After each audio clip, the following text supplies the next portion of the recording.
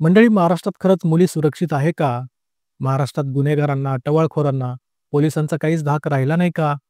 सध्या महाराष्ट्रात मुलींच्या बाबतीत जे चुकीचे प्रकार घडत आहेत, त्यावरून हे प्रश्न निर्माण होत आहेत. नुकतंच भाजप पक्षाच्याच असलेल्या सध्याच्या केंद्रीय राज्यमंत्री रक्षा खडसे यांच्या मुलीची काही टवाळखोरांनी छेड काढल्याची घटना घडली. अगोदरच पुणे आणि बीडमध्ये वाढणारी गुन्हेगारी, त्यानंतर सरपंच संतोष देशमुख यांची हत्या, यानंतर बदलापुरातील चिमुरडीवर अत्याचार प्रकरण, तसंच पुण्यातील तरुणीवर बलात्काराचे नुकतेच घडलेले प्रकरण, या सर्व घटना ताज्या असतानाच आता थेट केंद्रीय मंत्र्याच्याच मुलीची छेडछाड झाल्याने खरंच महाराष्ट्रात गुन्हेगारांना पोलिसांचा काही धाक उरला आहे की नाही, असा प्रश्न आता सर्वांनाच पडलाय. केंद्रीय राज्यमंत्री रक्षा खडसे यांच्या मुलीची काही टवाळखोरांनी छेड काढल्याची घटना नेमकी काय आणि कशी घडली, याबद्दल स्वतः रक्षा खडसे यांनीच मीडियाला माहिती दिली. या प्रकरणाबद्दल त्या म्हणाल्या की इथे मुक्ताईनगरमध्ये महाशिवरात्रीच्या निमित्ताने यात्रा असते. त्या यात्रेच्या निमित्ताने माझी मुलगी आणि तिच्या मैत्रिणी परवा रात्री इथे आकाश पाळण्यात बसण्यासाठी गेल्या. त्यांच्याबरोबर मी माझ्या घरच्या गार्डला पाठवलं होतं, कारण मी इथे नसल्यामुळे ती मला विचारून गेली. गार्ड आणि माझ्याकडे काम करणारे 2-3 मुलं तिच्यासोबत गेले होते.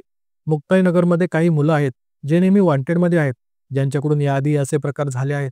त्या मुलांनी पाळण्यात बसताना माझ्या मुलीला धक्काबुक्की केली. त्यांचे व्हिडिओ देखील काढले आणि माझ्या गार्डला देखील त्यांनी धक्काबुक्की केली, त्याची कॉलर पकडली. प्रश्न एवढाच आहे की आज माझी मुलगी सेफ नाहीये, तर बाकीच्या मुलींचा पण विचार करण्यासारखी गोष्ट आहे. या मुलांची हिंमत एवढी वाढलेली आहे की मुलीच्या सोबत गार्ड असतानाही असे प्रकार मुक्ताईनगरमध्ये घडत आहेत.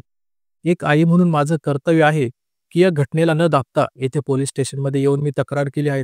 अशा प्रवृत्तींना पूर्णपणे ठेचलं पाहिजे. तसेच मुक्ताईनगरचे पोलीस निरीक्षकांकडे मी तक्रार दाखल केली, कारवाईची माहिती घेतली आहे, परंतु अद्यापपर्यंत पोलिसांनी कुठलीही कारवाई केली नाही, असंही रक्षा खडसे यांनी सांगितलंय. मंडळी, या प्रकरणात गुन्हा घडूनही संबंधित आरोपींवर पोलिसांनी लवकर कारवाई केली नाही. त्यामुळे खुद्द रक्षा खडसे यांना मुक्ताईनगर पोलीस स्टेशनला जावे लागले. त्यांनी घटनेच्या तपासावरून पोलिसांची चांगलीच खरडपट्टी काढल्याचे समजते. यावेळी संबंधित घटनेच्या कारवाईची माहिती मुक्ताईनगरच्या पोलीस निरीक्षकांनी खडसे यांना दिली. तर मंडळी, या सर्व प्रकरणावर तुमचं मत काय? खरंच महाराष्ट्रात गुन्हेगारांना, टवाळखोरांना पोलिसांचा काहीच धाक राहिला नाही का? याबद्दल तुम्हाला काय वाटतं ते व्हिडिओखाली कमेंट करून नक्की सांगा.